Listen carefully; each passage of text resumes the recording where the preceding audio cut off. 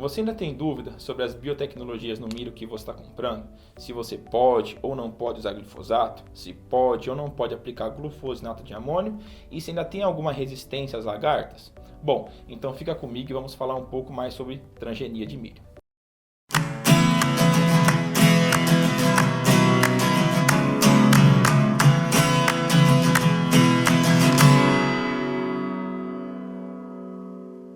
Olá, cooperado da Cooper Citrus, meu nome é Guilherme Caos, faço parte do time de desenvolvimento técnico de mercado dentro da cooperativa do segmento de grãos, como soja, milho, feijão e sorgo. E hoje eu vou falar para você um pouco sobre transgenia de milho na safrinha. Os primeiros híbridos transgênicos comercializados no Brasil só iniciaram em 2007 e 2008, enquanto que nos Estados Unidos esses eventos transgênicos já existiam desde a década de 90. E um ponto que percebemos nos milhos com biotecnologia é o empilhamento desses eventos transgênicos. Por exemplo, junta-se o gene que garante resistência a alguns herbicidas, como o glifosato, o glufosinato e alguns outros, e junta-se com alguns genes que ainda têm resistência a lagartas, como larva alfinete, lagarta elasmo, lagarta do cartucho e assim por diante. Por isso, percebemos as várias letrinhas nas transgenias de milhos. Dessa maneira, existe um histórico de lançamento de transgenia desde 2007, protagonizados pela Monsanto, que hoje é a Bayer, pela Syngenta, pela Dow e DuPont, hoje Corteva, e o último lançamento que vamos falar para vocês aqui, da Biomatrix. Quando olhamos o mercado hoje, temos 9 principais transgenias para a cultura do milho. As duas primeiras que eu vou falar aqui são o Pro 2 e o Pro 3. Para essas, anote aí, é possível aplicar glifosato nessas transgenias. O VT Pro 2 possui duas proteínas para o controle de lagartas. Porém, ao longo do tempo, a população de lagartas resistentes aumentou e causou a perda da eficiência dessa biotecnologia, não apresentando mais um controle satisfatório para a lagarta do cartucho, da espiga e do como. O VT Pro 3 possui as duas proteínas para lagartas que eu comentei anteriormente, então ele é basicamente um Pro 2, porém ele tem a adição de um novo gene para o controle de larva alfinete, a diabrótica especiosa, que causa de certa forma um grande dano quando presente para a cultura do milho. Depois nós saímos da Bayer e vamos para o VIP3, que é um lançamento da Syngenta, e nele temos um novo gene que foi lançado para lagartas, que seria o gene Viptera, que hoje é um dos melhores para resistência às lagartas, como a do cartucho, a da espiga e do como, e mais um controle para elasmo e lagarta rosca. Com relação a herbicidas, você pode fazer a aplicação de glifosato durante todo o ciclo e de glufosinato de amônio até V4. Se não, se passar de V4, você pode causar alguns problemas para a cultura.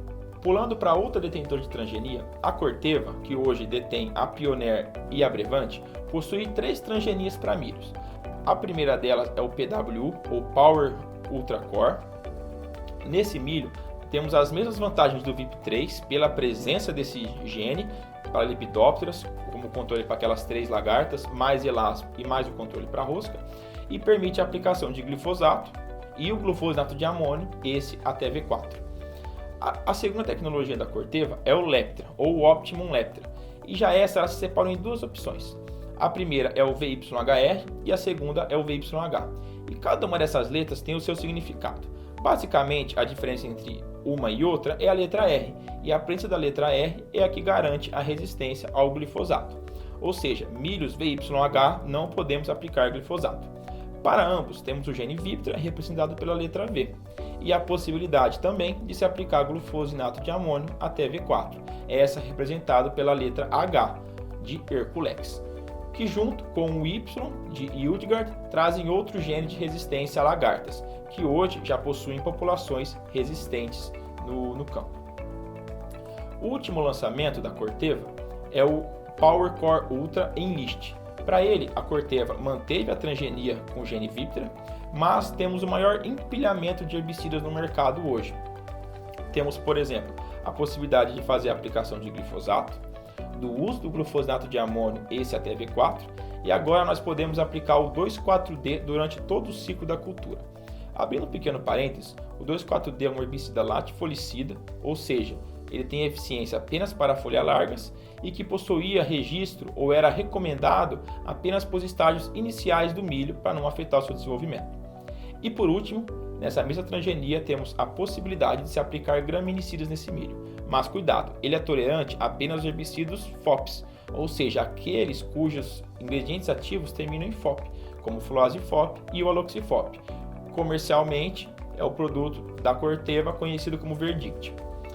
Portanto, dessa maneira, o graminicida clethodim, ou essa molécula, ela é capaz de matar esse milho. Então, tome muito cuidado quanto a isso.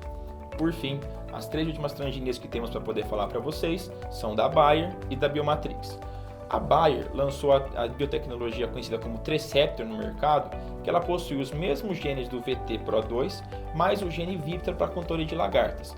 Portanto, para ela nós temos o gene Viptra, com melhor controle para aquelas 5 lepidópteras que eu comentei lá atrás, e a possibilidade do uso de glifosato.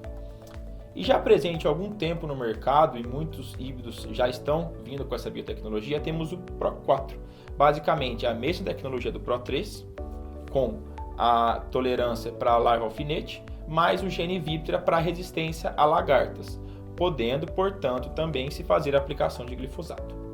E, como último lançamento, temos a biotecnologia da Matrix, ou BT-Max, um novo gene no mercado para controle de lagartas desenvolvido juntamente com a Embrapa e que a Biomatrix detém os direitos de exploração, além da possibilidade de aplicação de glufosinato de amônio até V4. Lembre-se, nesse milho nós não devemos fazer glifosato.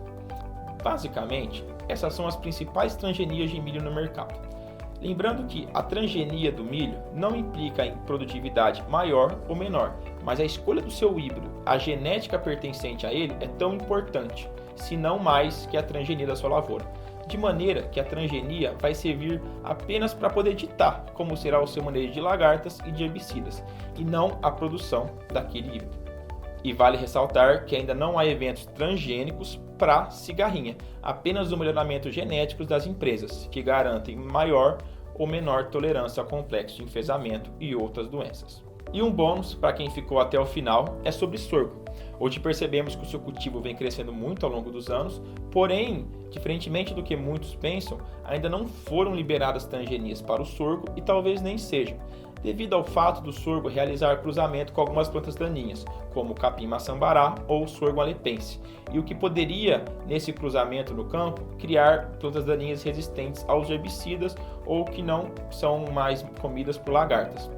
O que nós temos hoje são alguns melhoramentos da cultura para algumas pragas, como por exemplo para o pulgão, e a possibilidade de trazer alguns benefícios para controle de ervas daninhas, como o Benefic no tratamento de semente, que permite a aplicação do S-metolacloro em pré-emergência do sorgo.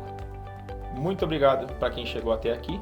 Para mais informações e quem ainda tenha dúvida, pode consultar a loja da Copercitos mais próxima a vocês, bem como o nosso time técnico e time comercial. Muito obrigado.